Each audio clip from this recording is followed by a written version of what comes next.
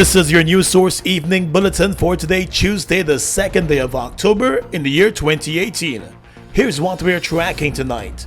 The Customs Anti-Narcotics Unit is looking for the local links and connections after a number of recent drug busts in the United States of passengers who arrived there from Guyana with cocaine in their stomachs.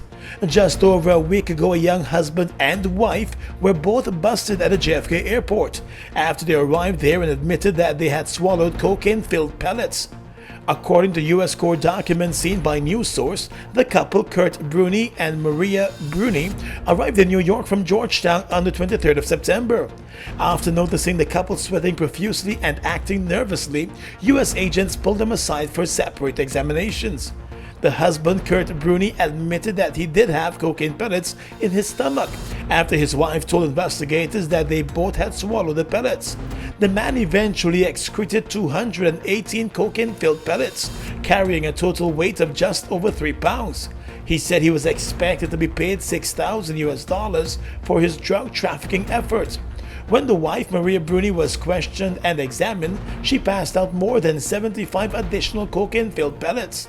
They were both arrested and charged and are now behind bars awaiting trial. The couple hails from the east coast of Demerara. And they were not the only ones. Just one day before they were busted, a New York-based Guyanese woman who is originally from Linden was held at the same JFK airport with over 200 cocaine-filled pellets in her stomach. The woman has been identified as Odessa Edmondson. She arrived in the U.S. on September 22, carrying her 1-year-old daughter. She told investigators that they were returning to the U.S. after spending a 1-month vacation in Guyana.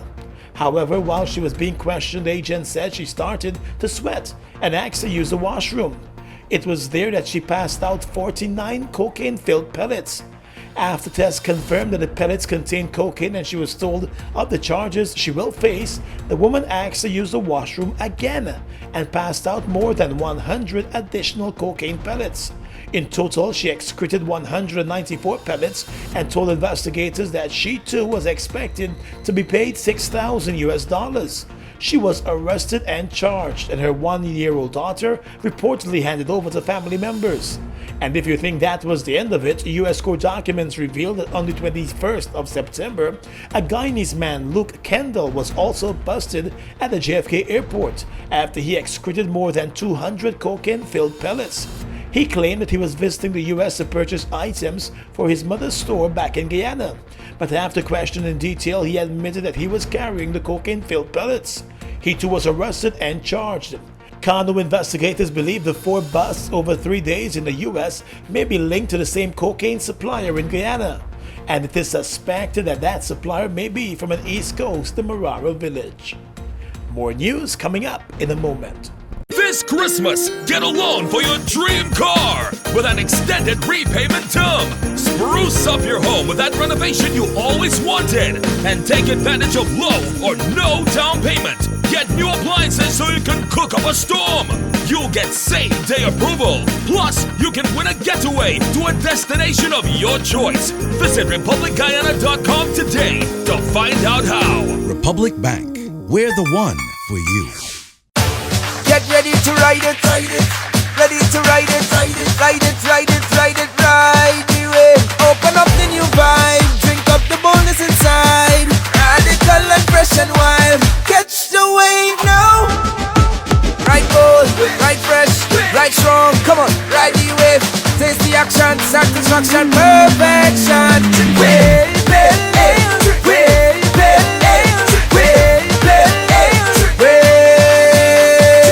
Ride the new wave of excitement sweeping Guyana. Wave Pale Ale, a premium, full-bodied, strong and refreshing alcoholic brew, crafted to perfection for a bold, young, radical you. Don't settle for anything less. Catch a Wave Pale Ale and ride it today. Wave Pale Ale, crafted to perfection.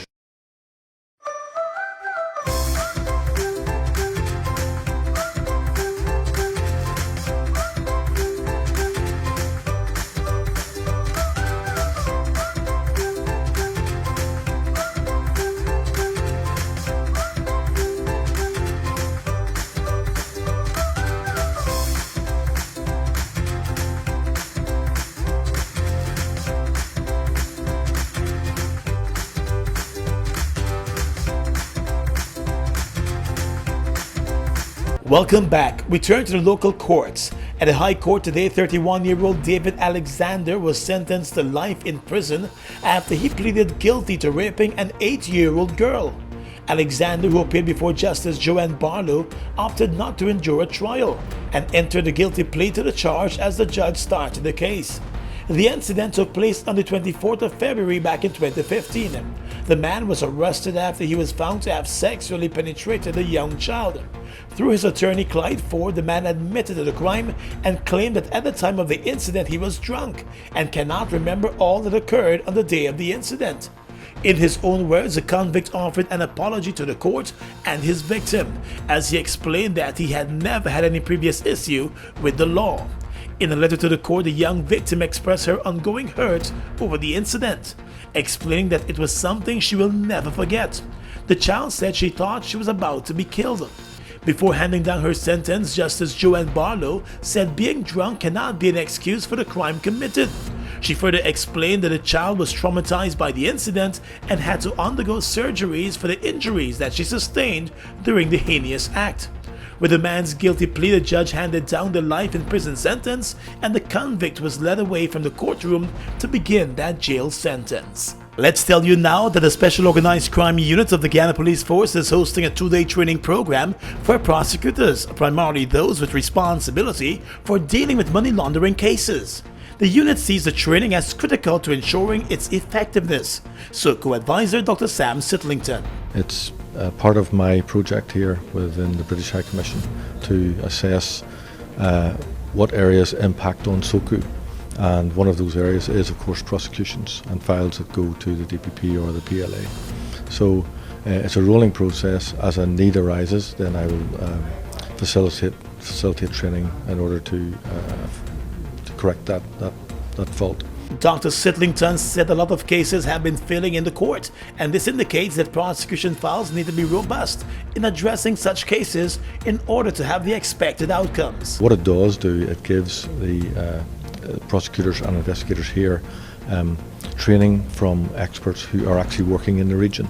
So you're not getting someone from the UK doing training about UK legislation. You're getting people from the Caribbean region who are experts in this particular area. So the 29 participants of the training program have been pulled from the Director of Public Prosecution's Office, the State's Asset Recovery Agency, SOCO, the Attorney General's Office, and other key prosecuting bodies. And finally this evening, with breast cancer being the leading cancer in Guyana, more women are being reminded that early detection could save their lives, and as such they are being encouraged to get screened early. Yesterday, First Lady Sandra Granger joined representatives from GTT and the Cancer Foundation to wrap the trees along the Camp Street Avenue in pink as part of the Breast Cancer Awareness Month activities. The First Lady commended GTT for championing the awareness drive on breast cancer and encouraged women to ensure they get screened early. Get tested early, do your physicals annually, male and female. Get tested. When you go and you're diagnosed at stage 3 or 4, it's too late. So get tested early, please. And follow up and take your treatment, whatever it may be.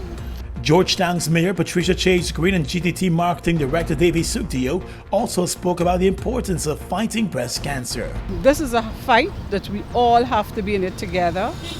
For those who are survivors, for those who are families that are affected, I understand this year we're not only looking at breast cancer, but all types of cancer. And men, please be warned that breast cancer does not only affect women, it also affects men. In the times that we live in, we need that visibility to remind us of the war that I'm sure lots of us have had people affected by this disease in some way or the other. So it's always there in front of us, and we decided to kick off our Pinktober month of activities with this little exercise. GTT has announced that Pinktober activities will continue throughout the month of October, with one of the major events being the Walk Run Cycle Marathon, which is slated for the 20th of October. GTT's public relations specialist Jasmine Harris stated that everyone is touched by cancer, and as such her company believes it's their duty to continue to champion the cause with the Pinktober activities. And that's your News Source Evening Bulletin for tonight. Gordon Mosley reporting.